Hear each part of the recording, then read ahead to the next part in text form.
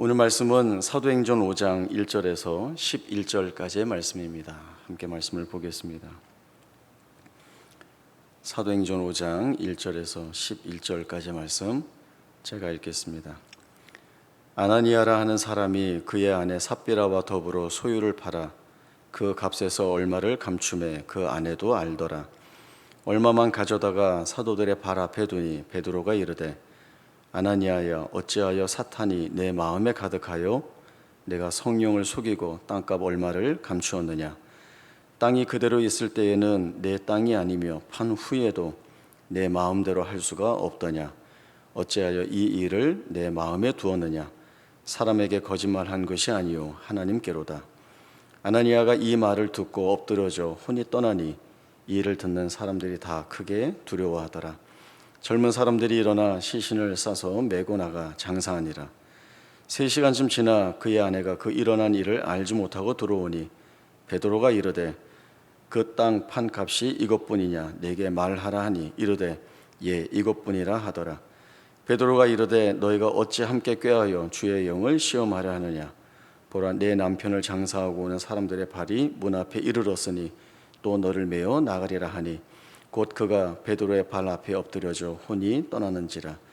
젊은 사람들이 들어와 죽은 것을 보고 메어다가 그의 남편 곁에 장사하니 온 교회와 이 일을 듣는 사람들이 다 크게 두려워하니라. 아멘. 오늘 함께 읽은 본문은 저희가 잘 알고 있는 내용입니다. 우리는 보통 이 본문이 하나님께 드리기로 약속한 것을 제대로 드리지 않아 벌을 받아 죽었다 이런 이해를 하곤 합니다. 그러나 그것은 피상적인 내용이고 훨씬 근본적이고 중요한 내용이 이 사건 안에 담겨 있습니다. 이 사건을 좀 더 구체적으로 보기 위해서는 당시 초대 교회의 배경과 상황, 분위기가 어떠했는지 좀 살펴볼 필요가 있습니다. 사도행전 4장 32절에서 37절까지의 말씀 보겠습니다. 바로 앞장 사도행전 4장 32절에서 37절입니다. 믿는 무리가 한 마음과 한 뜻이 되어 모든 물건을 서로 통용하고 자기 재물을 조금이라도 자기 것이라 하는 이가 하나도 없더라. 사도들이 큰 권능으로 주 예수의 부활을 증언하니 무리가 큰 은혜를 받아 그 중에 가난한 사람이 없으니 이는 밭과 집 있는 자는 팔아 그 판 것의 값을 가져다가 사도들의 발 앞에 두매 그들이 각 사람의 필요를 따라 나누어 줌이라. 구브로에서 난 레위족 사람이 있으니 이름은 요셉이라.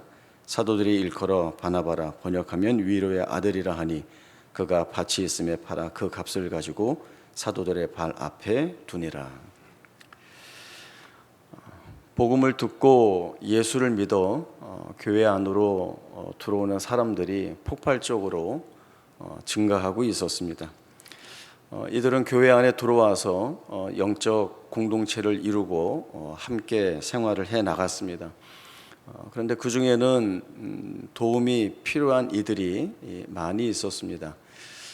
자신의 삶에 필요한 것들이 있고 또 그 요구를 교회 앞에 하고 있었습니다. 교회는 이들을 돌보기 위한 재정이 필요했는데 여기에 필요한 재정은 큰 은혜를 입은 자들이 자기가 가지고 있는 밭이나 집을 팔아서 그 값을 사도들 발 앞에 다시 말해서 교회에 헌금하는 것으로 충당이 되었습니다. 사도들은 이렇게 채워진 재정으로 인하여서 도움이 필요한 자들에게 긴급한 도움을 줄 수가 있었고 또 이러한 나눔들이 전체 교회 안에 활발하게 이루어짐으로 인하여서 가난한 이들이 없었다라고 말할 정도로 정말 귀하고 복된 사역이 이 초대교회 당시 많이 차고 넘쳤습니다. 무엇보다 중요한 것은 예수의 부활을 믿은 자들이 큰 은혜를 입었고 그 은혜 입은 것이 자기의 것을 내어서 어려운 이웃과 형제들을 돌아보게 하는 일이 되었다라고 하는 것을 성경이 강조하고 있는 것입니다. 성경이 이 부분을 강조하고 있는 것은 사람들이 그저 좋은 마음으로 누군가를 도우면 좋지라고 하는 마음으로 시작된 일이 아니라 이 일은 교회 안에 하나님의 큰 복과 은혜를 부어주시는 성령의 역사라고 하는 사실이 분명하게 언급이 되고 있는 것입니다. 이러는 가운데 아나니아와 삽비라의 사건이 등장하고 있습니다. 사실 상황으로 보면 아나니아와 삽비라가 큰 은혜를 입은 자들이 한 것과 같은 그런 나눔의 모습을 보여주고 있습니다.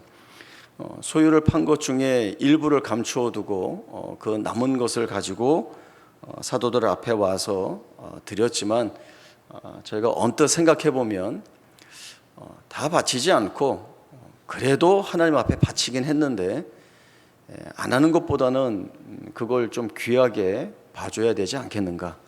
또 얼마를 감추었다고 해서 그것이 그렇게 큰 죄가 되어서 심판을 받아 죽을 일인가라고 하는 생각들도 해보게 됩니다. 아나니아와 삽비라는 자기 소유를 팔아 구제 헌금으로 내지 않고 그대로 가지고 있어도 그것을 뭐라고 하지 않습니다. 하나님이 너 재물이 많은데 왜 헌금 안 하느냐라고 하면서 징계하시고 벌하시는 하나님이 아닙니다.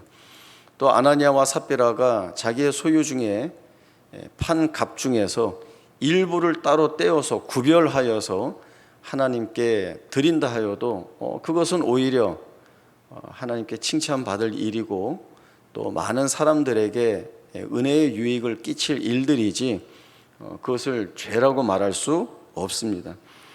그러나 베드로의 지적에서 보듯이 이들이 벌이고 있는 행위는 하나님께 거짓말하는 것이고 성령을 속이는 일이 되었다. 그것이 결코 가볍지 않은 죄로 분명하게 명시되고 있습니다.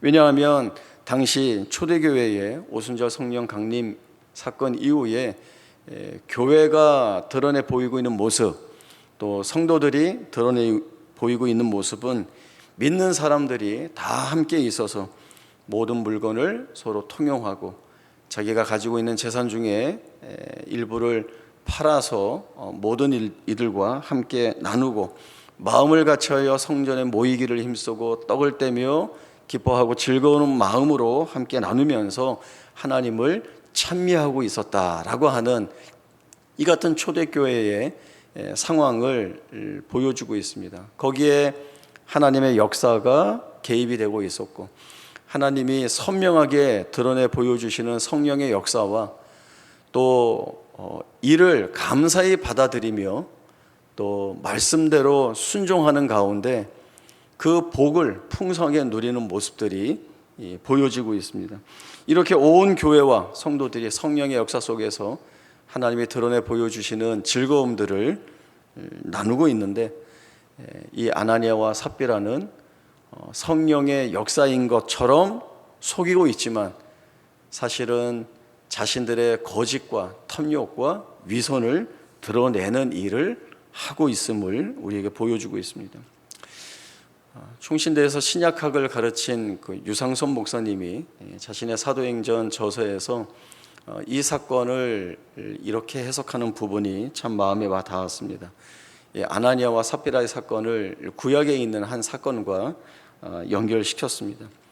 아나니아와 삽비라가 자신의 소유 중에서 팔고 그 값의 일부를 감추었는데 이 감추었다라고 하는 헬라어의 그 원문의 의미로 보면 착복하다, 횡령하다라고 하는 뜻이 담겨 있습니다. 그러니까 이 아나니아와 삽비라는 하나님께 드려서 하나님의 것이 된 것 중에 일부를 자기가 착복하고 횡령했다라고 하는 것입니다. 그런데 이 착복하고 횡령했다라고 하는 단어가 구약에서 똑같은 의미로 쓰인 본문이 있습니다.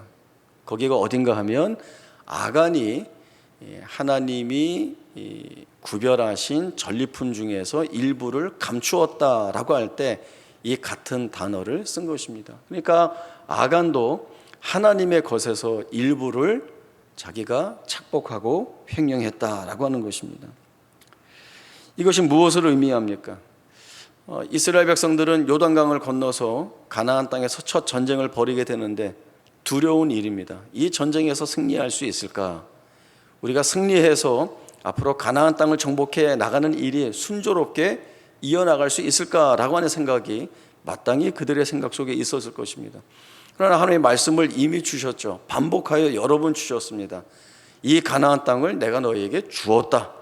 이 가나안 땅은 너희가 차지할 것이다 라고 하는 말씀을 주셨고, 이 일의 분명함을 보여주시기 위해서 이스라엘 백성들이 칼과 창으로, 방패로 이 전쟁을 하는 것이 아니라 전적으로 하나님이 행하시는 전쟁인 것을 보게 하십니다. 그것이 여리고성을 돌다가 소리 질렀을 때에 성벽이 무너져 내리고, 그저 이스라엘 군사들이 한 것은 무너진 성벽을 문으로 삼아 들어가서 여리고성을 점령한 것, 진멸하게 된 것, 그것뿐입니다. 전적으로 하나님이 행하신 전쟁입니다. 하나님이 행하신 전쟁이기 때문에 그 전쟁에서 얻어지는 모든 전리품이 하나님께 구별되어지고 드려져야 하는 것이 마땅합니다. 아간이 이를 인정하지 않고 전리품 중에 일부를 횡령하여 감춘 것은 무엇을 부정하는 것인가 라고 하면, 전리품의 얼마를 감추어서 자기의 이익을 삼겠다라고 하는 것보다 더 중요한 것, 하나님이 이렇게 이스라엘을 위하여 싸우시고 승리하셨다라고 하는 이 하나님의 역사 자체를 부정하는 것입니다. 부정하는 것입니다. 교회 안에 많은 성도들이 큰 은혜를 입어서 성령의 인도를 받아 교회 안에 풍성한 은혜를 채우시는 하나님의 이 놀라운 잔치에 즐거워하고 있습니다. 그저 먹고 마시는 것으로의 즐거움을 누리는 것이 아니라 하나님이 우리에게 이 은혜를 주셨다는 것, 하나님이 우리와 함께하고 계시다는 것, 하나님이 이 교회를 책임지고 계시다라고 하는 사실들이 그들의 삶의 나눔 가운데에서 여실히 드러나는 복된 모습입니다.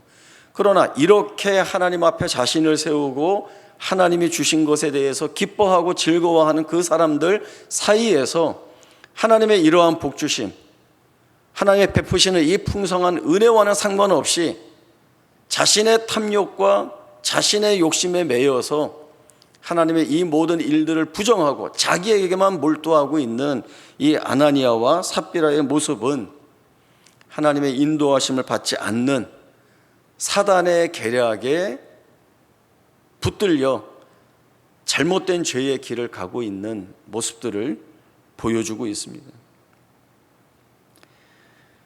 아나니아와 삽비라는 정반대의 길을 걷고 있는 것입니다. 하나님의 이끄심이 아닌 사단의 이끌림에 자신들을 방임하고 있고, 그러면서도 자신들이 마치 성령의 인도를 받아서 하는 행동인 것처럼 하는 거짓된 모습을 보이고 있습니다. 이것이 베드로가 말하고 있는 하나님께 거짓말하고 성령을 속이는 일입니다. 이 사건을 보면 교회 안에서도 좋은 것 같은, 또 바른 것 같은 모습으로 비춰지지만 얼마든지 그렇지 않은 악한 모습들이, 거짓된 모습들이 있을 수 있다라고 하는 것들을 우리에게 보여줍니다. 그래서 우리는 항상 자기 자신을 돌아보고 바른 분별 앞에 세워져야 한다라고 하는 사실들을 돌아보게 됩니다. 이 모든 일들이 성령의 은혜와 역사 안에서 진행이 되어야 하는데 이런 마음이 있죠. 정말 우리가 우리 자신을 잘 돌아볼 수 있을까? 교회 안에서 일어나는 모든 일들에 대한 바른 분별을 우리가 할 수 있을까라고 하는 것이죠. 이 모든 것들은 그래서 우리가 할 수 있는 일이 아니라는 것을 알아야 합니다. 하나님께 전적으로 맡겨야 하는 일이고 하나님이 하셔야 되는 일들입니다. 하나님이 드러내실 일들은 드러내시고 감추신 일들은 감추심으로 인하여서 교회를 온전히 세워나가시고 지켜나가신다라고 하는 이 일을 믿고 붙들어야 합니다. 아무리 사람이 자신의 뜻을 세우고 계획을 세우고 지혜롭게 한다 하여도 하나님을 속일 수 없고 하나님을 대항할 수 없고 하나님 없이 할 수 있는 하나님 없이 할 수 있는 일들은 아무것도 없다는 것들을 알아야 합니다. 사무엘하 17장 1절에서 14절까지의 말씀을 찾아보겠습니다. 사무엘하 17장 1절에서 14절까지 말씀, 자, 조금 빠르게 말씀을 읽겠습니다. 아히도벨이 또 압살롬에게 이르되 이제 내가 사람 12,000명을 택하게 하소서. 오늘 밤에 내가 일어나서 다윗의 뒤를 추적하여 그가 고나고 힘이 빠졌을 때에 기습하여 그를 무섭게 하면 그와 함께 있는 모든 백성이 도망하리니 내가 다윗 왕만 쳐 죽이고 모든 백성이 당신께 돌아오게 하리니 모든 사람이 돌아오기는 왕이 찾는 이 사람에게 달렸습니다. 그리하면 모든 백성이 평안하리이다 하니 압살롬과 이스라엘 장로들이 다 그 말을 옳게 여기더라. 압살롬이 이르되 아렉 사람 후세도 부르라. 우리가 이제 그의 말도 듣자 하니라.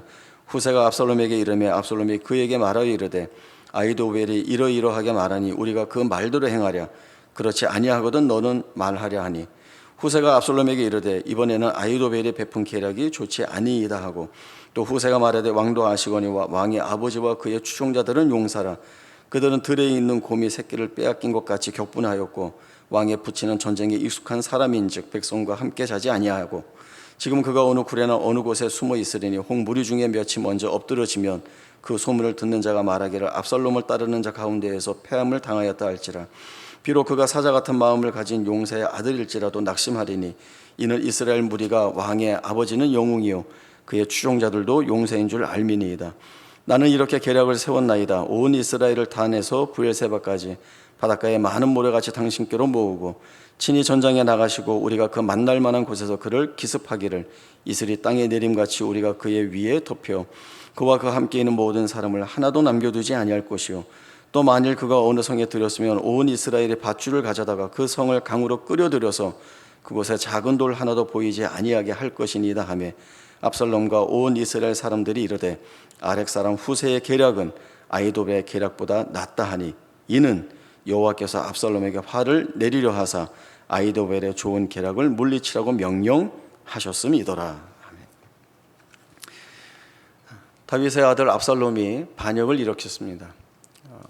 압살롬의 반역을 들은 다윗과 또 이 다윗을 따르고 있는 사람들은 화급하게 성을 버리고 다 도망갔습니다.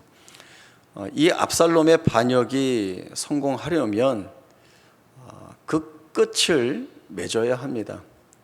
이 일에 대해서 압살롬 편에서 충성하고 있는 아히도벨이 하나의 계략을 내고 있습니다.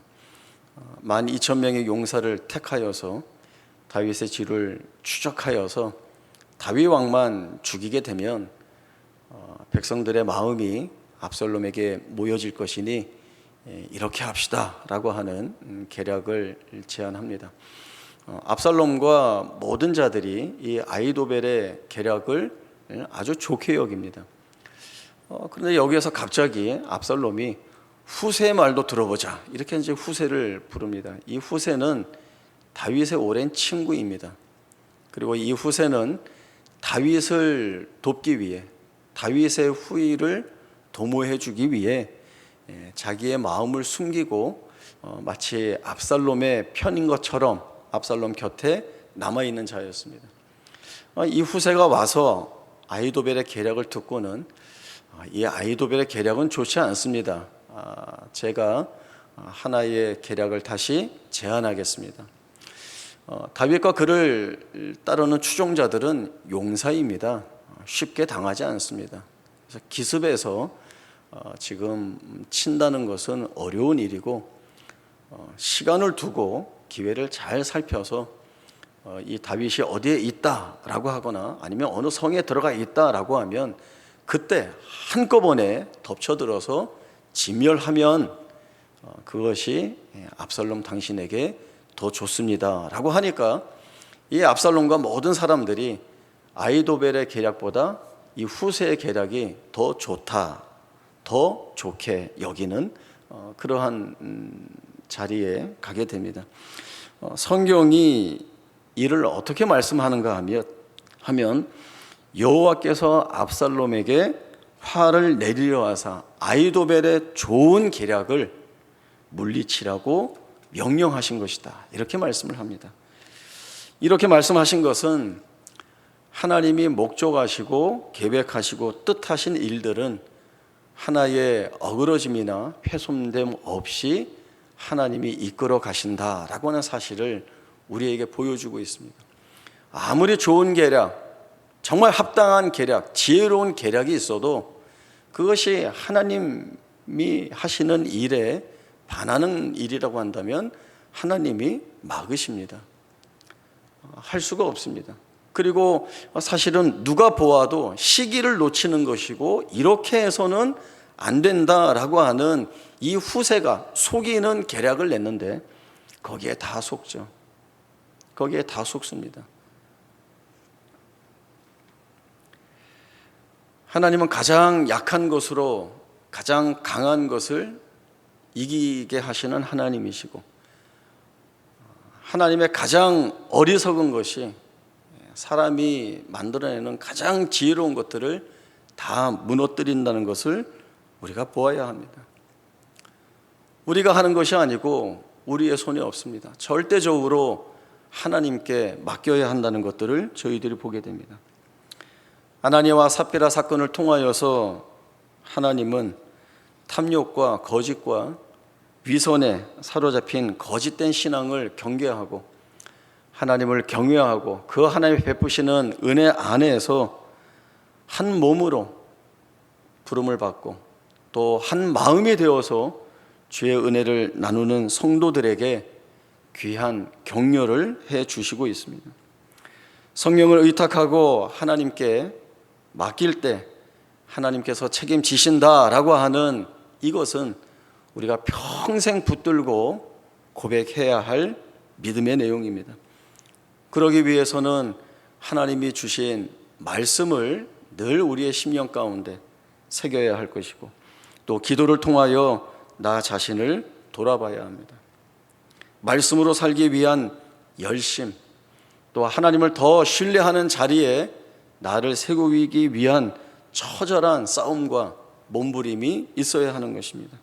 이 자리로 하나님이 우리를 이끌어내십니다. 에베소서 4장 17절에서 32절의 말씀 보겠습니다. 에베소서 4장 17절에서 32절입니다. 그러므로 내가 이것을 말하며 주 안에서 증언하노니 이제부터 너희는 이방인이 그 마음에 허망한 것으로 행함같이 행하지 말라. 그들의 총명이 어두워지고 그들 가운데 있는 무지함과 그들의 마음이 굳어짐으로 말미암아 하나님의 생명에서 떠나 있도다. 그들이 감각 없는 자가 되어 자신을 방탕에 방임하여 모든 더러운 것을 욕심으로 행하되 오직 너희는 그리스도를 그같이 배우지 아니하였느니라. 진리가 예수 안에 있는 것 같이 너희가 참으로 그에게서 듣고 또한 그 안에서 가르침을 받았을진데 너희는 유혹의 욕심을 따라 썩어져가는 구습을 따르는 옛사람을 벗어버리고 오직 너희의 심령이 새롭게 되어 하나님을 따라 의와 진리의 거룩함으로 지으심을 받은 새 사람을 입으라. 그런즉 거짓을 버리고 각각 그 이웃과 더불어 참된 것을 말하라. 이는 우리가 서로 지체가 됨이라. 분을 내어도 죄를 짓지 말며 해가 지도록 분을 품지 말고 마귀에게 틈을 주지 말라. 도둑질하는 자는 다시 도둑질하지 말고 돌이켜 가난한 자에게 구제할 수 있도록 자기 손으로 수고하여 선한 일을 하라. 무릇 더러운 말은 너희 입 밖에도 내지 말고 오직 덕을 세우는 데 소용되는 대로 선한 말을 하여 듣는 자들에게 은혜를 끼치게 하라. 하나님의 성령을 근심하게 하지 말라. 그 안에서 너희가 구원의 날까지 인치심을 받았느니라. 너희는 모든 악독과 노함과 분냄과 떠드는 것과 비방하는 것을 모든 악의와 함께 버리고 서로 친절하게 하며 불쌍히 여기며 서로 용서하기를 하나님이 그리스도 안에서 너희를 용서하심과 같이 하라. 우리는 신자로서의 구별된 삶을 살아야 합니다. 우리의 삶 가운데에서 살아내야 합니다. 심령이 새롭게 되어 하나님을 따라 의와 진리의 거룩함을 지으심을 받은 새 사람을 입어야 합니다. 예수의 마음을 품고 하나님을 닮아가기 위한 싸움이 우리의 삶 가운데 가득 채워져 있어야 합니다. 거짓을 버리고 도둑질하지 말고 더러운 말은 입 밖에도 내지 말고 덕을 세우고 은혜를 끼치는 자가 되기 위하여 애써야 합니다. 모든 악독과 노함과 분냄과 비방하는 것 다 버려야 합니다. 그리고 성령의 인도하심을 받는 자로서 자신의 삶에 덕을 세우는 일, 예수의 모습을 드러내는 일을 살아야 하는 것입니다. 질문 하나 하죠. 여러분은 남편에게 혹은 아내에게 혹은 자녀에게 성령을 따르는 자로 보여지고 있습니까?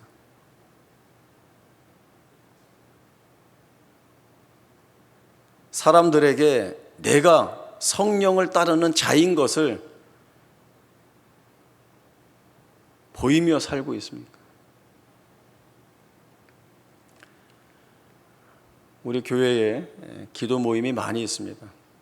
우리 장로님들도 교회에 중요한 일들을 앞두면 시간을 정해놓고 한 마음으로 기도합니다.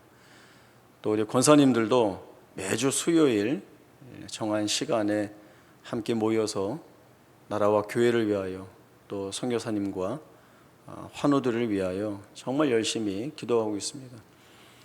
구역 안에도 이러한 기도 모임이 있고 또 기도 제목을 함께 나누면서 모여서 기도하시는 분들이 많이 있습니다. 이렇게 기도 모임이 많은데 저는 오늘 부모 기도회 이야기를 좀 하려고 합니다. 처음에 부모 기도회는 자녀를 위한 기도 모임으로 시작이 되었습니다. 근데 처음에 모여서 기도할 때 그 기도의 제목들이 어떠했는가 돌아보면 내가 소원하고 내가 자녀에 대해서 기대하는 내 생각을 하나님 앞에 아뢰는 그런 제목들이었습니다. 보통 여느 부모가 할 수 있는 그런 기도들이죠. 우리 아이가 공부 잘했으면 좋겠습니다. 좋은 대학 갔으면 좋겠고 그렇게 해서 성공해서 남부럽지 않게 잘 살았으면 좋겠습니다. 이렇게 이제 어떤 성공, 합격, 또 더 높은 자리, 이런 제목들이 거의 대부분이었습니다. 그리고 또 그렇게 이제 기도하다 보니까 또 아이들도 꼭 어디 학원에는 보내야 되고 또 뒤처지는 것이 있으면 다 따라잡을 수 있도록 아이가 힘들어도 좀 푸시하면서 시켜야 되고 이런 것들이 많이 있었죠. 물론 이제 부모의 마음에서는 아이의 인생을 위해서다라고 하는데 정말 면밀히 세밀하게 돌아보면 내 욕심에 따라 기도한 것이 아닌가라고 하는 것들이 좀 돌아보게 되는 일들입니다. 그런데 이 자녀를 위한 부모 기도 모임이 꾸준히 이어져 가면서 도중에 변화가 감지되기 시작했습니다. 자녀에 대해 가지고 있던 내 욕심을 내려놓기 시작한 것입니다. 정말 어려운 일인데 내려놓기 시작했습니다. 그리고 기도가 변하기 시작했습니다. 내가 생각하는, 내가 소원으로 가지고 있는, 내가 기대하는 내 생각의 간구를 하나님 앞에 드리는 기도의 자리에서 하나님이 내 자녀를 어떻게 생각하시는지, 하나님이 내 자녀를 위하여 가지고 계신 목적과 뜻이 무엇인지를 돌아보는, 그리고 하나님이 원하는 기도를 내 자녀를 위하여 하는 자리에 나를 세우기 위한 그런 변화들이 일어나기 시작했습니다. 기도의 내용이 바뀌었습니다. 기도의 내용이 바뀌니까 엄마들의 마음이 바뀌죠. 엄마들의 마음이 바뀌니까 엄마들의 태도가 달라지고, 그리고 이러한 변화를 제일 먼저 감지한 것이 아이들입니다. 아주 재미있는 이야기들을 많이 했어요. 매일 공부 때문에 뭐라고 하던 엄마가 그런 막 공부 이야기 또는 어떤 아이들에게 부담을 줄 만한 어떤 그런 일들을 막 하던 엄마가 어느 날부터 그런 이야기들은 좀 줄이고 안 하던 이야기를 하는 거죠. 사랑해 라든가 엄마가 널 위해서 기도하고 있어. 하나님이 널 붙들고 계시니까 염려하지 마. 이런 이야기를 하는 거죠. 그것도 웃으면서. 그러니까 아이들이 맨 처음에는 놀라는 거예요. 엄마가 왜 저러지 하다가 엄마가 기도하고 또 말씀을 통해서 얻는 은혜를 아이에게 드러내 보이고 흘려보내고 하니까 이 아이들이 좋아하기 시작했습니다. 학기가 마치면 이제 부모 기도에도 잠시 이제 방학을 합니다. 그런데 이 방학을 한다고 해서 이 엄마들이 기도를 멈추진 않죠. 그런데 이 엄마들도 이렇게 이제 계속 아이의 미래에 대한 고민, 또 아이한테서 실제적으로 일어나는 어려운 일들 이렇게 보니까 그것들이 또 시험이 되기도 하고 어려운 일들이 되기도 합니다. 그래서 사실은 함께 모여서 기도할 때 이렇게 정말 힘이 나고 그래서 아주 강력하게 기도할 수 있는데 이렇게 홀로 하다 보니까 좀 어려운 일들이 있는 거죠. 그래서 이제 다시 아이들한테 또 좀 뭐라고 하기도 하고 또 이렇게 좋게 이야기해 주던 것이 또 멈추어지기도 하니까 아이들이 뭐라고 하는가 하면 엄마 제발 교회 가서 기도 좀 해. 부모 기도회는 방학 안 하면 안 돼. 이런 이야기들을 아이들이 한다는 거죠.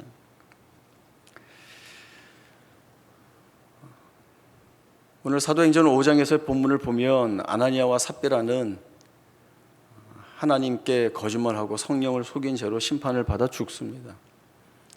이 일이 온 교회와 많은 사람들에게 큰 두려움을 남기는 사건이 되었습니다. 그러나 하나님은 이런 두려움을 빌미로 삼아 공포스럽게 만들고자 하시는 것이 아닙니다.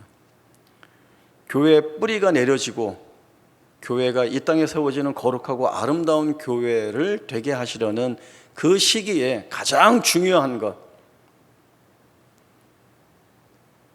교회를 무너뜨리려는 거짓된 신앙을 경계하고 그리고 이러한 거짓된 신앙을 경계해야 한다는 것을 성도들에게 경고의 말씀으로 주고, 그럼에도 불구하고 하나님께서 이 교회를 든든히 세워가시고 지켜가신다라고 하는 사실들을 명확하게 보여주시는 말씀이 바로 오늘의 본문의 말씀입니다. 때로는 말할 수 없는 근심과 고통과 시련의 때를 보낼 때가 있습니다. 극심한 고통 속에서 헤어나오지 못해서 무엇을 해야 할지, 어떻게 해야 할지 불안하고 염려한 모습들이 우리에게 많습니다. 그러나 하나님은 바로 거기에서 우리를 돌아보게 하십니다. 너 누구 붙들고 살래? 라고 하는 말씀을 주시죠. 우리는 자꾸 우리의 마음속에 너가 할 수 있어, 너가 하면 다 돼, 너가 하는 게 제일 지혜로운 일이고 하나님의 은혜, 하나님의 섭리, 하나님의 간섭 그런 거 없어도 돼, 너면 돼 라고 하는 그러한 유혹들이 얼마나 많이 들어오는지 모릅니다. 그리고 그렇게 하면 될 것처럼 보이죠. 쉽게 거짓된 자리로 발걸음을 띄워놓을 가능성이 우리에게 많습니다. 그러나 성령의 역사가 거기에서 우리의 발걸음을 되돌립니다. 하나님 붙들고 하나님께 맡기는 것이 우리가 갈 수 있는 가장 복된 길이라는 것. 하나님이 하실지 안 하실지 모르겠다는 불안, 내가 준비해서 하면 가장 합리적이고 좋을 것이라고 하는 생각, 무엇가 될까라고 하는 이 불안이 잠시도 우리를 가만 놔두지 않습니다. 아닌 것 같은 자리에 하나님이 주시는 말씀, 하나님이 지금까지 내 삶에서 보여주시고 확인시켜 주셨던 그 삶의 고백들을 다시 이 자리에서 대입시켜서 하나님이 하시지, 하나님이 이끌어 가시지, 그리고 하나님이 이끄신 그 자리엔 어떤 실패도 없었어 라고 하는 사실들을 우리로 하여금 고백케 함으로 인하여서 오늘을 견디고 내일을 살아낼 것이라고 하는 그런 결심 있는 은혜의 다짐들을 우리로 하여금 하게 하십니다. 우리의 처지와 상황을 더 잘 아시는 하나님께서 이 모든 것들을 예비하시고 준비하셔서 부족함이 없게 하십니다. 다윗이 여호와는 나의 목자시니 내게 부족함이 없었다라고 하는 고백은 단지 그만의 고백이 아니라 그의 고백과 같은 고백을 하는 우리에게서도 드러나야 하는 고백인 것을 보게 됩니다. 광야에 길을 내시고 사막에 강을 만들어내시는 하나님이십니다. 그 척박하고 거친 광야 40년 세월, 생존하기 어려운 그 조건 속에 있었지만 하나님은 거기에서 만나로 먹이시고 반석에서 생수를 내어 마시게 하시고 아무 염려 없이 그들이 생존할 수 있도록 보호하시고 보존케 하셨습니다. 그 증거가 그들의 옷이 헤어지지 아니하였고 그들의 발이 부두트지 아니하였다라고 하는 이 확고한 말씀 속에서 우리가 확인할 수 있는 내용입니다. 40세 이후로 근력 운동을 하지 않으면 해마다 6%의 근육이 손실이 된답니다. 이 근손실을 막으려면 유산소 운동만 해서는 안 되고 근력 운동을 해야 합니다. 그런데 이 해보셔서 아시겠지만 이 근력 운동이라는 게 매우 고통스럽습니다. 이 근육을 새로 생성시키기 위해서는 이 근육이 파열되는 게 찢어지는 상처를 내는 그런 힘든 운동을 해야 합니다. 그것도 꾸준히.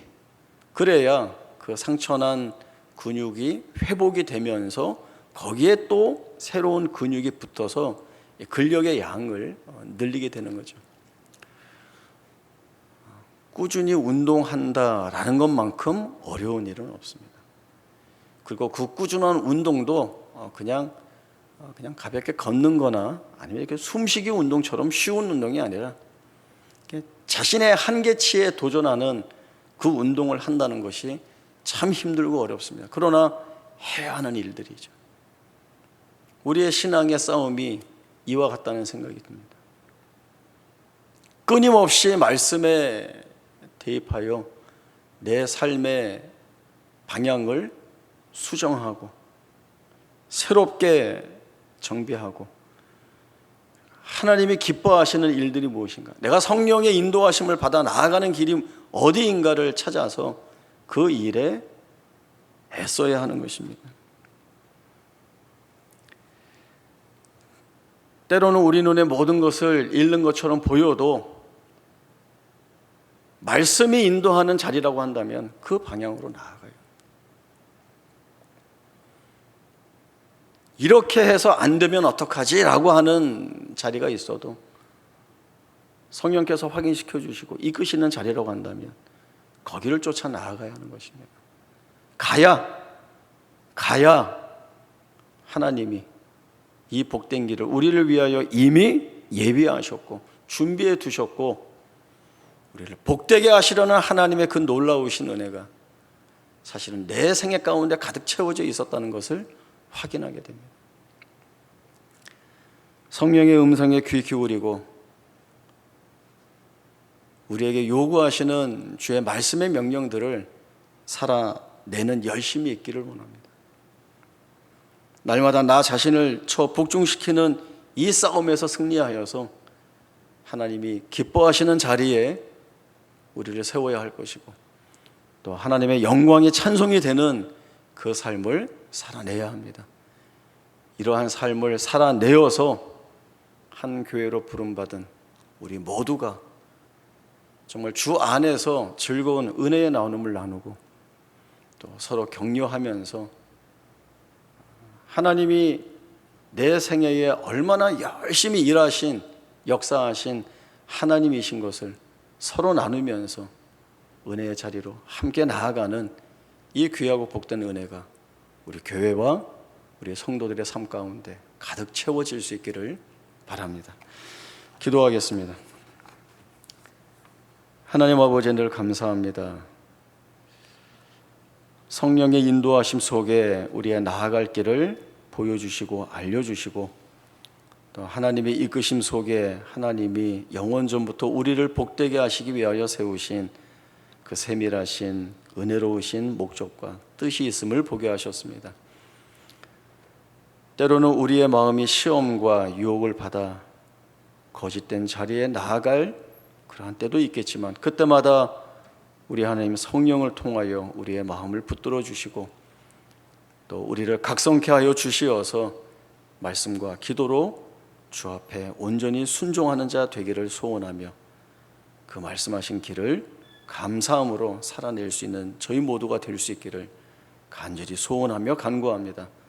하나님, 저희 붙들어 주옵소서. 우리의 마음이 흔들리지 않도록 함께하여 주셔서 하나님이 이끄시는 그 복된 길이 우리에게 얼마나 풍성한 은혜의 길인지, 또 그 길을 걸어가며 주께서 원하시는 영광의 찬송의 삶을 살아내는 것이 우리에게 얼마나 부유하고 넉넉한 것인지를 알아 이 말씀의 자리를 지키며 사는 기쁨과 은혜가 있는 삶을 살아낼 수 있는 우리 모두가 되게 하여 주옵소서. 감사드리며 거룩하신 예수님의 이름으로 기도하옵나이다. 아멘.